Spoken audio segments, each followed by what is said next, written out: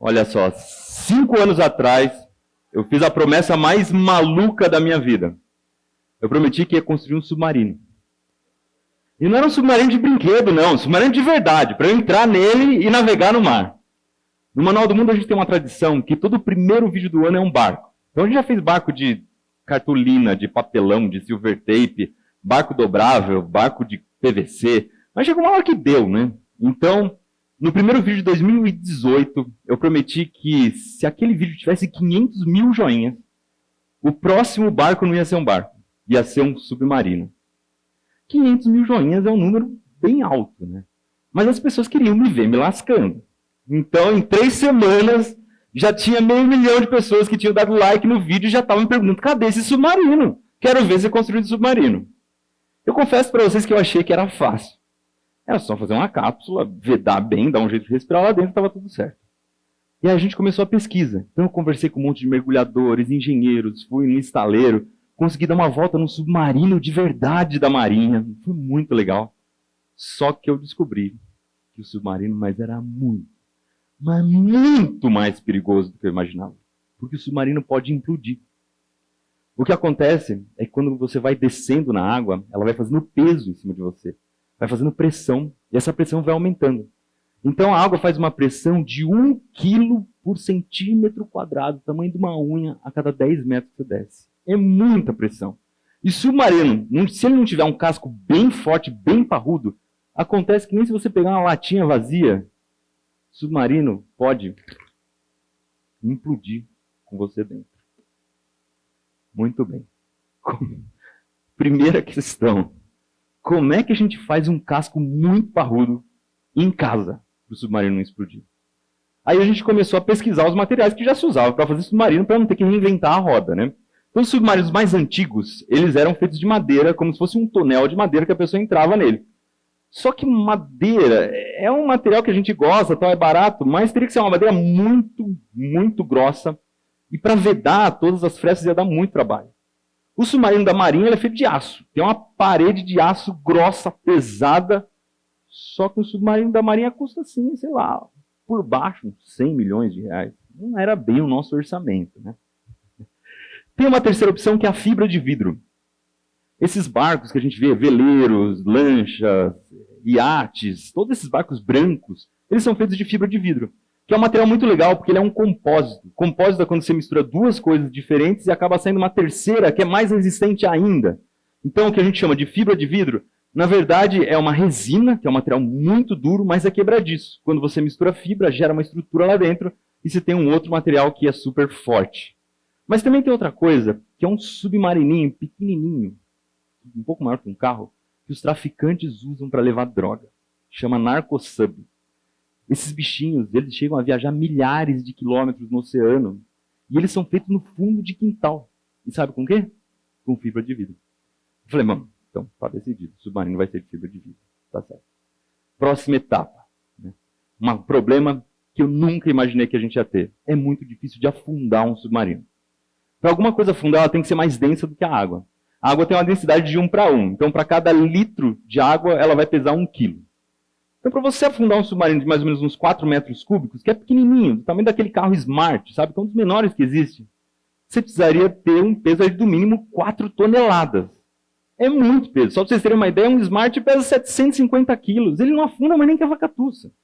Para você conseguir fazer um Smart afundar, você precisaria colocar peso extra nele, colocar um lastro, preferência de algum metal muito denso. Os mergulhadores, por exemplo, eles usam um lastro aqui na cintura, que são umas barrinhas de chumbo para poder afundar. Mas num Smart com 4 metros cúbicos e 750 quilos, eu precisaria de 3.250 quilos de chumbo. Como é que eu fujo desse problema? Uma solução muito simples seria diminuir muito o tamanho do submarino. Que 4 metros cúbicos, nada, vamos fazer muito, mas muito menor. O detalhe é que eu aqui ia entrar nessa arapuca, né? Então, como é que a gente faz para o submarino ser confortável e, ao mesmo tempo, muito pequeno? A gente tem uma solução bem analógica. Eu sentei no chão, numa posição bem confortável, coloquei uma madeirite do meu lado, né, uma chapa de madeira, e aí a gente desenhou a minha projeção na chapa de madeira e também desenhou a minha projeção no chão. No momento em que você tem 2 desenhos, um a 90 graus do outro, e mistura os dois, você tem um objeto em 3D. E assim a gente foi construindo o submarino. A gente fez um mock-up, né? É um mock-up de papelão, uma estrutura de papelão, para ver se realmente estava confortável ali, e descobriu que sim, que o que a gente tinha pensado estava dando certo. E só aí a gente partiu para o computador, assim, um projeto de submarino legal. Então ele teria uma casca de madeira fininha, que é mais para dar o formato, em cima vai a fibra de vidro. Depois, nas pontas, a gente tem 2 reservatórios, parece um tanque de gasolina. Esses reservatórios, eles ficam vazios quando o submarino está em cima d'água, funciona como se fosse uma boia. Quando você quer descer, você deixa a água entrar, o submarino desce. Quando você quer subir, você injeta ar comprimido no lugar onde está essa água. E aí ele volta a funcionar como boia, os reservatórios te levam para cima. Então a gente precisaria também ter pelo menos um cilindro de mergulho, daqueles cilindros que os mergulhadores usam nas costas, para poder usar esse ar comprimido. E para o motor, a gente pensou em usar um scooter aquático. É aquele motorzinho que parece um torpedinho elétrico que os mergulhadores sobem nele e caminham lá por baixo d'água. A gente colocaria um de cada lado. Então, se você liga o motor da direita, você vira para a esquerda. Se você vira da esquerda, você vai para a direita. Se você liga os dois, você vai para frente. Beleza. Projeto submarino feito, tudo certo. O detalhe é que a gente já estava em dezembro de 2018. Já estava quase na hora de publicar o vídeo desse submarino, não tinha nem saído do papel. E aí eu resolvi contratar alguém para me ajudar. Então eu chamei um físico formado lá na USP, em São Paulo, que ele era especializado em construir armas medievais. Mas ele me ajudou a construir o submarino. Ele me ajudou a tirar o submarino do papel. Então a gente construiu, colocou uma madeira lá, um compensado de 2 centímetros, uma camada de fibra com epóxi por cima. E no fim, o submarino ficou com um cascão de uns 3 centímetros de espessura, bem forte. A gente estava muito feliz que ele estava pronto. E acabou ficando com 600 litros e 500 quilos de lastro para afundar. É bastante peso, mas já dá para levar numa caminhonete. E eu comecei a ficar preocupado, porque eu queria fazer um teste. Eu estava preocupado em como eu ia respirar lá dentro. Porque a gente teria o cilindro de mergulho para jogar um arzinho novo, mas se você ficar respirando o mesmo ar, você começa a acumular gás carbônico.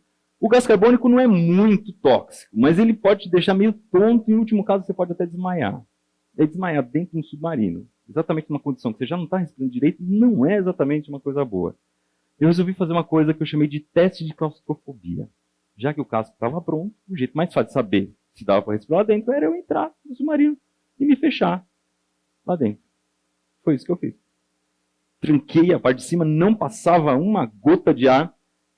E até que, enfim, a ciência deu uma notícia boa pra gente, né? Dessa vez não foi a física, foi a química e a biologia, porque eu aguentei ficar meia hora fechado dentro do submarino sem trocar o ar. Era uma coisa muito melhor do que a gente imaginava, porque agora a gente não precisa nem usar o ar comprimido, nem nada. Tranca lá dentro, meia hora é o tempo mais que suficiente. E a gente ficou louco para botar o submarino na água, testar algumas coisas ali. No Manual do Mundo tem uma piscininha pequenininha ali no quintal. Falou, vamos botar aqui mesmo. Tem 1 metro de profundidade. Não daria para cobrir todo o submarino, mas a gente foi lá e colocou.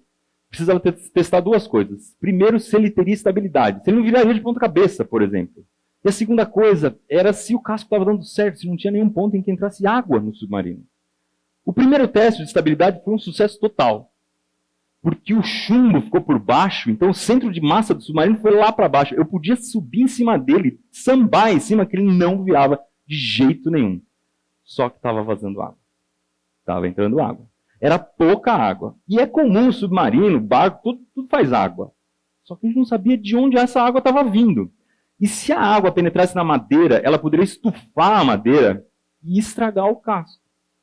Como é que a gente ia achar esse furinho, por onde estava entrando essa água? A gente pensou, nas borracharias, eles injetam ar comprimido no pneu, botam o pneu debaixo d'água e vê por onde está saindo bolha. Tudo certo. A gente botou o ar comprimido na cabine do submarino, deu uma pressão ali, e o submarino explodiu. Abriu um rombo de 50 centímetros no casco do submarino. E isso nem é o grande problema. O problema é que a fibra de vidro era menos resistente do que a gente imaginava. E aí, como é que faz? O submarino já estava praticamente pronto. Era o único material que a gente encontrou. Já tinha gastado uma grana nele. Precisava de alguma solução física para isso aí. Como é que a física pode salvar a minha vida?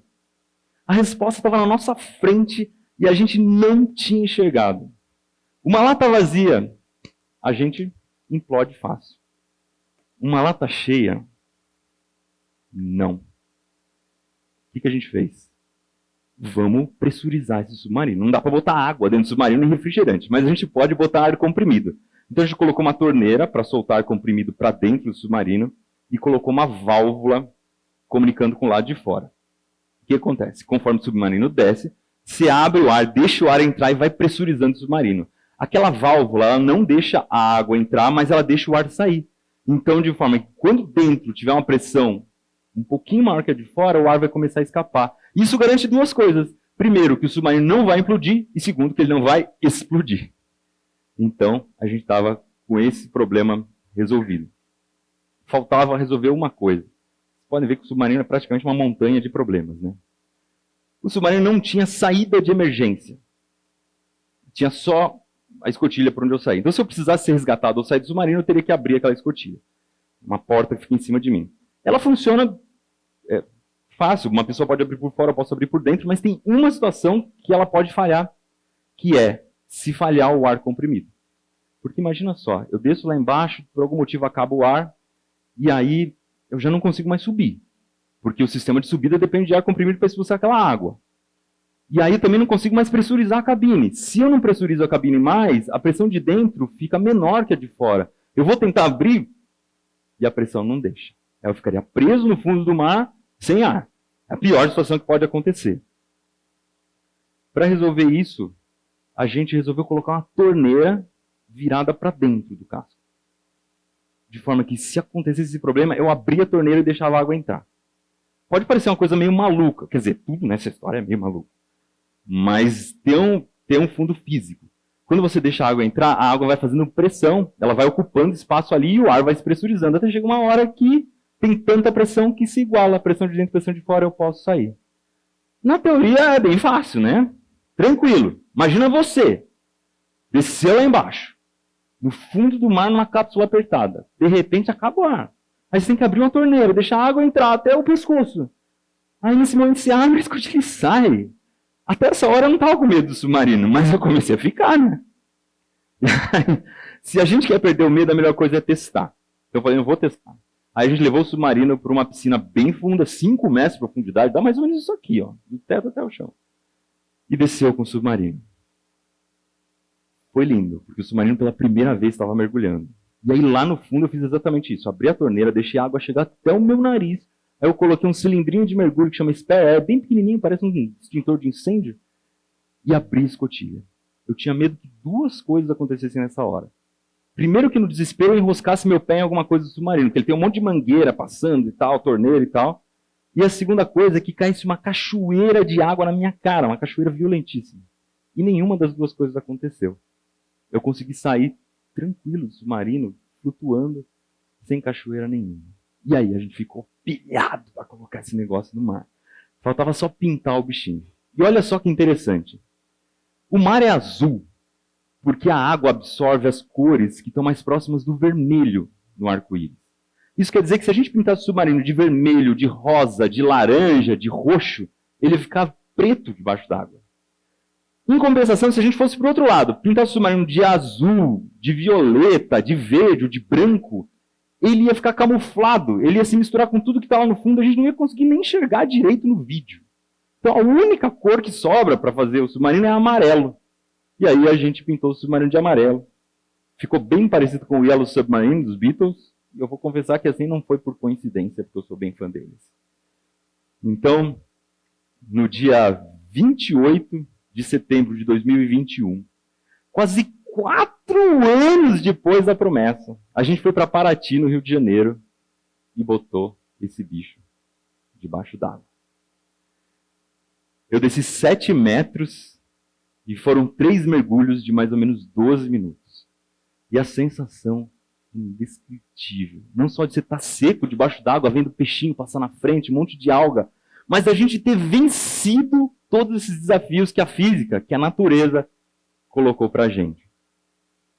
Quando a gente publicou o vídeo, teve algumas pessoas que perguntaram, poxa, Iberê, mas você demorou 4 anos para conseguir esse negócio, agora você bota ele meia hora na água, será que valeu a pena? É que esse não é o ponto. O que valeu a pena foram as pessoas que eu conheci, foi tudo que eu aprendi, foi ter essa história para contar para o resto da minha vida. E é exatamente isso que a gente tenta fazer em cada vídeo do Manual do Mundo. Se a gente quer convencer os nossos jovens a estudar, a construir um futuro mais promissor, a gente tem que mostrar para eles que o que vale a pena é o quanto você rala, é o momento em que você estuda, é conhecer as outras pessoas, é errar, é bater a cabeça, é isso que é legal. Porque no fim das contas, a nossa vida não é feita de chegadas. A nossa vida é feita de caminhos.